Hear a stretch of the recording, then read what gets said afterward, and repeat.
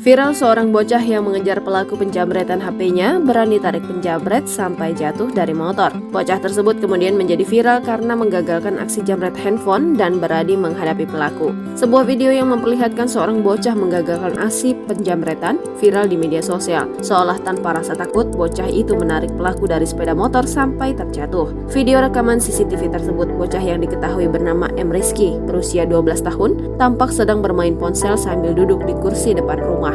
Kemudian muncul sepeda motor jenis Beat warna putih biru yang ditumpangi 3 orang mengenakan sweater hoodie masuk ke gang di samping rumah sang bocah. Tak lama berselang, sepeda motor itu kembali ke mulut gang. Satu orang yang mengenakan sweater putih terlihat mengendap-endap mendekati sang bocah.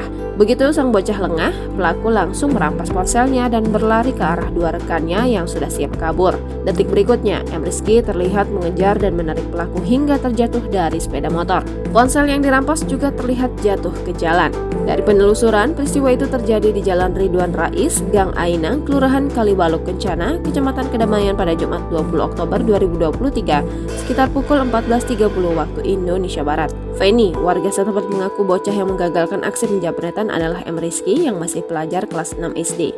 Iya, keponakan saya, kejadiannya hari Jumat kemarin di depan rumah, kata Feni saat dihubungi pada Minggu 22 Oktober 2023. Awalnya, Feni mengira pelaku itu adalah teman dari keponakannya, tetapi begitu melihat pelaku lari dan Rizky mengejar, dia yakin kawanan itu adalah penjamret. Feni pun langsung ikut mengejar ke arah pelaku yang terjatuh. Dia khawatir pelaku membawa senjata tajam yang bisa melukai Rizky. Pelakunya jatuh, ditarik bajunya sama Rizky. Saya ambil handphonenya, ikut jatuh juga. Terus warga ngejar dia, kata Feni. Feni mengatakan pelaku yang menjamret 1 orang, tetapi ada 2 orang lain yang membawa sepeda motor. 3 orang naik motor, 1 yang jamret, kata Feni. Sementara itu, Kepala Satreskrim Polresta Bandar Lampung, Komisaris Polisi Denis Arya Putra membenarkan pihaknya telah mengetahui peristiwa itu. Kita masih mendalami penyelidikan, kata Denis. Download Tribun X sekarang, menghadirkan lokal menjadi Indonesia.